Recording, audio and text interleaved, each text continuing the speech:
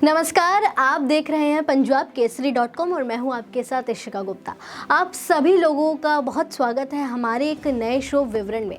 और आज के इस शो का हमारा मुद्दा रहने वाला है यूसीसी यानी कि यूनिफॉर्म सिविल कोड। जी हाँ, यूनिफॉर्म सिविल कोड देश में एक अहम मुद्दा बना हुआ है, लेकिन इस कानून के आने से पहले ही कानून पर बवाल जारी है। देखा जाए तो अभी से ही इस कानून का विरोध तेज हो गया है। हाल ही में इस बिल को संसद के शीतकालीन सत्र में पेश किया गया तो विपक्ष ने इस बिल को लेकर खूब हंगामा किया। लेकिन ध्यान दिया जाए तो सवाल ये है कि क्या ये कानून वाकई भारत की जनता के लिए ज़रूरी है, या इस कानून को लेकर विपक्ष देश में अफवाहें बढ़ा रहा है, जैसे कि बाकी सभी कानूनों के समय पर किया गया था। आप लोगों के जहन में ये सवाल भी ज़रूर होगा कि क्या इस कानून को लेकर पूरे भारत में हंगामा फिर से खड़ा हो सकता है। अगर आप यूसीसी यानी कि यूनिफॉर्म सिविल कोड से संबंधित अपने सभी सवालों का जवाब चाहते हैं तो ये वीडियो को अंत तक देखिएगा, क्योंकि आगे हम आपको यूसीसी से जुड़ी सभी जानकारी इस वीडियो में देने वाले हैं। देखिए, सबसे पहले आप लोगों को ये समझना ज़रूरी है कि आखिर यूसीसी है क्या। चलिए एक रिपोर्ट के माध्यम से आपको समझाते हैं कि यूसीसी आखिर है क्या।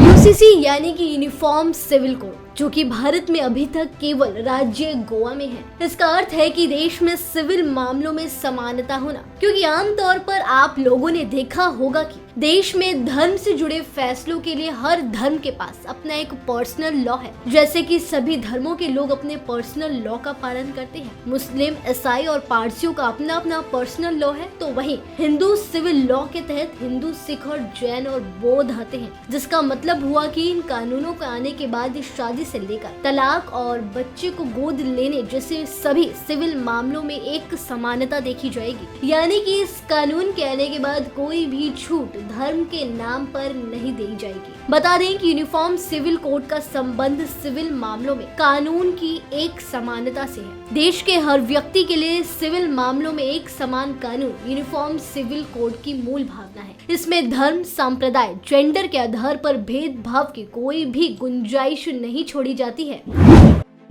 जैसा कि आप लोगों ने देखा कि यूसीसी एक ऐसा कानून है जो धर्मों के नाम पर बनने वाले सभी कानूनों को हटाकर सभी के लिए एक ही कानून पेश करेगा।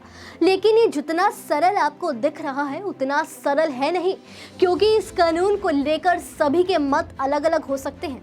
ऐसे ही सूत्रों के मुताबिक बिल का प्रस्ताव रखते ही राज्यसभा में विपक्ष ने कड़ा विरोध प्रदर्शन किया।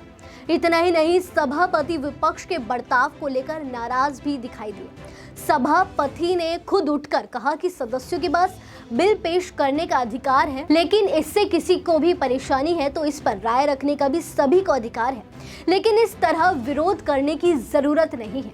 यही आपको बता दें इस कानून के बारे में आखिर हमारा संविधान क्या कहता है। जानकारी के अनुसार राज्य के नीति निर्देश तत्व के अनुच्छेद 44 में नागरिकों के लिए यूनिफॉर्म सिविल कोड का प्रावधान रखा गया है, जिसमें कहा गया है कि राज्य भारत के समस्त राज्य क्षेत्र में नागरिकों के लिए एक समान सिविल संहिता प्राप्त कराने के प्रयास कर सकता है।